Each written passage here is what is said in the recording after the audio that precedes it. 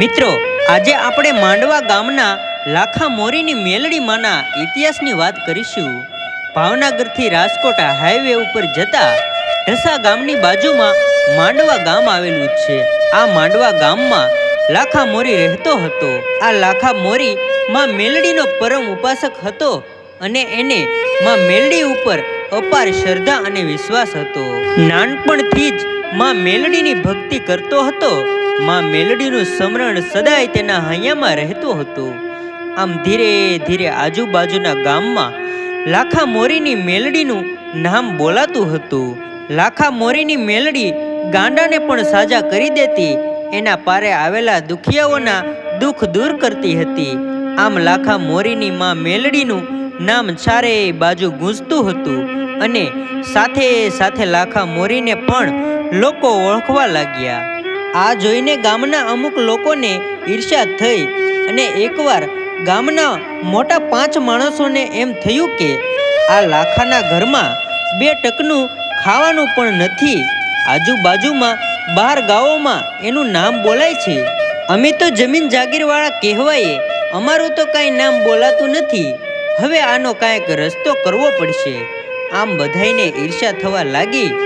રાત્રે બધા ભેગા થઈને એવી વાત કરી કે કાલે સવારે ગામમાં ઢંઢેરો પીટાવીને ગામના માણસોને ભેગું કરીને લાખા પર ચોરીનો આરોપ મૂકવો અને લાખાને ગામની બહાર કાઢી મૂકવો. આમ સવાર પડતા જ ગામમાં ઢંઢેરો પીટાવીને આખું ગામ ભેગું કર્યું અને લાખા મોરી પર ચોરીનો આરોપ લગાવાયો. આખું ગામ લાખા મોરી પર ચોરીનો આરોપ મૂકવા ભેગું થયું હતું.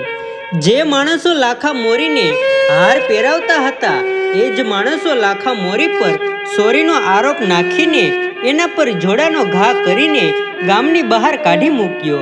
પણ લાખા મોરીને તો ગર્વનો ગુમાન રૂવાડું ફરક્યું નહીં અને કાંઈ અસર થઈ નહીં અને બહાર નીકળીને મનમાં વિચાર કર્યો કે હવે હું ક્યાં જાઉં. હાલ માંડવા ગામની બહાર એક બુટિયો કૂવો આવેલો છે જે પથ્થરોથી બાંધેલો છે. એ બુટિયા કૂવાની પાસે આવીને લાખા મોરીએ આતમ જમાવ્યું અને હે માં મેલડી, હે માં મેલડી, હે માં મેલડીના નામનું રટન કરવા લાગ્યો. આમ ત્યાર પછી આશરે 6 મહિના વીત્યા હશે ત્યારે નવી નવી તાંત્રિક વિદ્યા શીખીને એક કાંગી નામની બાઈ કામરૂ દેશથી ઉડતી ઉડતી આ માંડવા ગામના પાદરમાં ઉતરી છે. પછી તો આ કાંગીએ માંડવા ગામમાં એવું તે જાદુ કરી દીધું કે ગામના દરેક માણસો કાંગીને પૂછીને જ કામ કરતા. કોઈ સારું કામ કરવું હોય કે દીકરીની જાન જોડાવી હોય કે કોઈ દીકરીનું શ્રીમત કરવું હોય, આખું ગામ તેને પૂછીને જ કામ કરતા હતા. આમ તેને પૂછ્યા વગર કોઈ પણ કામ થતું નહીં અને જો કોઈ તેની સામે બોલે તો કાંગી તેના મકાનમાં એક કૂબો રાખતી હતી. એ કૂબામાં એક કાપડા ઉપર ચોખાનું ફળું બનાવતી અને આ ચોખાના ફળામાં ગામની બજારોને છેતરતી અને ગામની બજારમાં જે તેની સામે બોલ્યો હોય એનું ઘર પણ છેતરતી અને જે માણા બોલ્યો હોય તેના નામનો ચોખાનો દાણો છેતરતી. મલોખાની જડીથી તે ચોખાનો દાણો તેના ઘર પર ફેંકતી અને સવાર પડતા જ માણસનું મૃત્યુ થઈ જતું. આવી કાંગીની વિદ્યા હતી. પછી તો આખો ગામમાં હાહાકાર થઈ ગયેલો. ગામ લોકો મૂંઝાયા કે હવે શું કરશું. પછી ગામના અમુક માણસો ભેગા થયા અને વિચાર કર્યો કે કાંગીના ત્રાસથી આપણને કોણ ઉગાડશે. એવામાં કોઈકને માં મેલડી આવી અને કહેવા લાગી કે જો તમારે કાંગીના ત્રાસથી બચવું હોય તો ગામના પાદરમાં એક બુટિયો કૂવા પાસે લાખા મોરી હાથમાં માળાનો બેરખો લઈને માં મેલડીના નામના અખંડ જાપ જપી રહ્યો છે, તે જ આ કાંગીથી બસાવશે. આમ રાત્રે 3 વાગે કાંગી પોતાના ઘરમાં સૂતી હતી ત્યારે ગામના અમુક માણસો ભેગા થઈને ગામના સીમાડે લાખા મોરી પાસે આવી એના પગમાં પડ્યા અને કાંગીની બધી જ વાત કરે છે અને તેનાથી બસવા માટે અરજ કરે છે. લાખો બોલ્યો કે આ વાતનો જવાબ હું તમને કાલે સવારે આપીશ. પછી તરત જ લાખો મોરી બુટિયા કૂવા જઈને માં મેલડીને હૃદયથી કરુણ પોકાર કરે છે.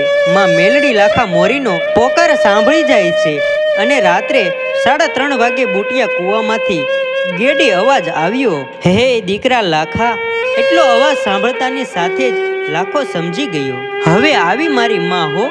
પછી માં મેલડી બોલ્યા, દીકરા લાખા, મારા નામે જો કોઈ જીવતો હોય, મારા પર કોઈને વિશ્વાસ હોય અને દુનિયામાં કોઈને મરવા દઉં તો હું ઉગતા પોરની મેલડી ના કહેવાવ, તને મરવા નહીં દઉં લાખા.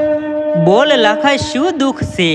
લાખો બોલ્યો, હે માં મેલડી, મારા ગામના માણસો દુઃખી છે. એ દિવસે લાખાએ કાંગીની બધી જ વાત માં મેલડીને કરી.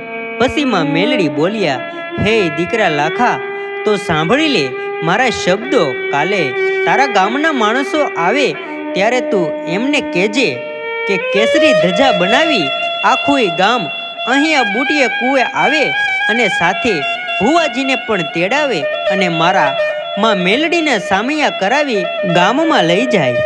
લાખા, તને જે દિવસે કાઢ્યો હતો ને એ દિવસે તને જ નહોતો કાઢ્યો, પણ મને માં મેલડીને પણ તારી સાથે ગામની બહાર કાઢી દીધી હતી.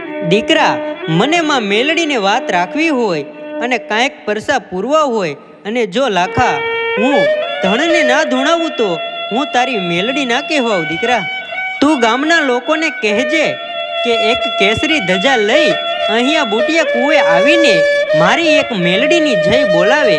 હું જરૂર તેની સાથે આવીશ. આમ બીજા દિવસની રાત્રે ગામના માણસો આવ્યા ત્યારે લાખા મોરીએ કહ્યું કે માતાજીએ તમને ગામના બધા માણસોને અને સાથે એક કેસરી ધજા લઈ સાથે ભુવાજીને તેડાવી અહીંયા બુટિયા કૂવે બોલાવ્યા છે અને અહીંયા આવીને માં મેલડીની જય બોલાવી માં મેલડીના સામૈયા કરજો, એટલે માં મેલડી તમારી સાથે ગામમાં આવશે અને કાંગીથી બસાવશે.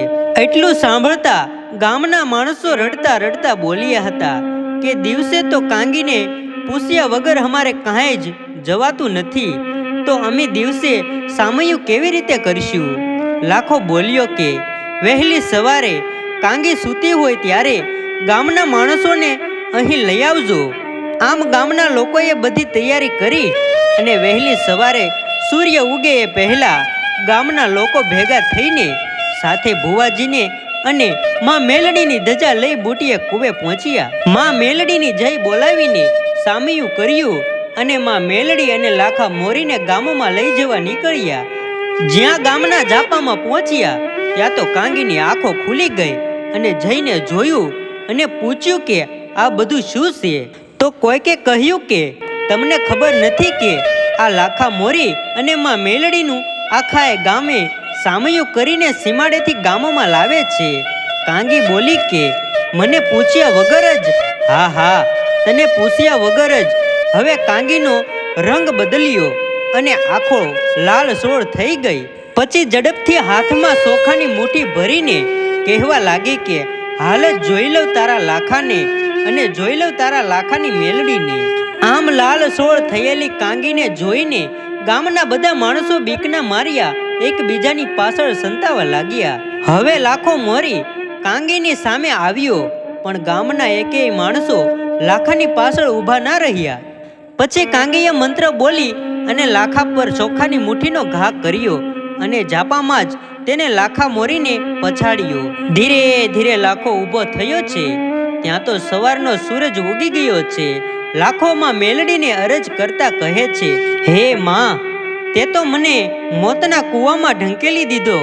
માં, તારા આવું જ કરવું હતું તો તે મને વચન કેમ આપ્યું?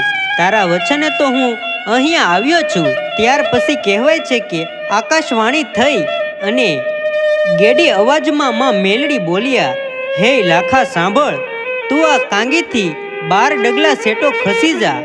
લાખો બોલ્યો, માડી 12 ડગલા કેમ? ત્યારે માં મેલડી બોલ્યા કે લાખા, કાંગીને કામરૂ દેશની એવી શક્તિ છે કે કાંગીની ફરતે 12 ડગલામાં જે કોઈ માણસ આવે તે માણસની બધી શક્તિ પોતાના અંદર લઈ લેશે. તેથી તું એનાથી 12 ડગલા સેટો ખસી જા અને પછી ઊભો થઈને સૂર્યનારાયણની સામે ધૂળની મુઠ્ઠી ભરી મારું માં મેલડીનું 3 વાર નામ લેજે અને મુઠ્ઠી ભરેલી ધૂળ કાંગી ઉપર ઘા કરજે. જો હું મેલડી કાંગીને પસાડી ના દઉં ને તો હું લાખા મોરીની મેલડીના કહેવાવ. આમ માં મેલડીના કહ્યા પ્રમાણે લાખો 12 ડગલા પાછો જઈને હાથમાં ઢોળની મુઠ્ઠી ભરીને સૂર્યનારાયણની સામે જોઈને જય માં મેલડી, જય માં મેલડી, જય માં મેલડી એમ 3 વાર માં મેલડીને યાદ કરીને લાખાએ મુઠ્ઠી ભરેલી ઢોળનો કાંગી ઉપર ઘા કર્યો. અને પછી તો જેમ દડો ઉડે એમ જાપામાં માં મેલડીએ કાંગીને ઉડાડ્યું અને માં મેલડીના નામનો લાખાને ખમકારો થયો. આમ લાખા મોરીની મેલડીએ કાંગીના ત્રાસથી ગામને છુટકારો અપાવ્યો. તો આ હતો માંડવા ગામની લાખા મોરીની મેલડીમાંનો ઇતિહાસ. તો મિત્રો, આ વિડીયો તમને કેવો લાગ્યો મને કોમેન્ટ બોક્સમાં જરૂરથી જણાવજો. અને મિત્રો, આવા જ અવનવા વિડીયો જોવા માટે અમારી જયદીપ ઝાલા ચેનલને સબસ્ક્રાઈબ કરી નાખજો. અને મિત્રો, આ વિડીયો ઇન્ટરનેટના માધ્યમથી બનાવેલો છે. કોઈ જાતિ કે ધર્મનો વિરોધ કરવામાં આવ્યો નથી, એની ખાસ નોંધ લેવી. ધન્યવાદ.